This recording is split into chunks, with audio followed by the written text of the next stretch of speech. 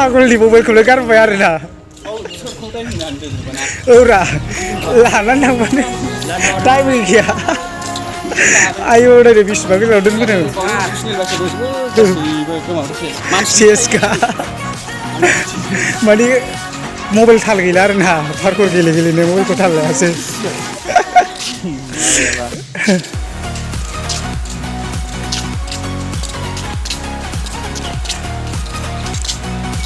मोनाहैगोन ना ब्र होमबा थांसै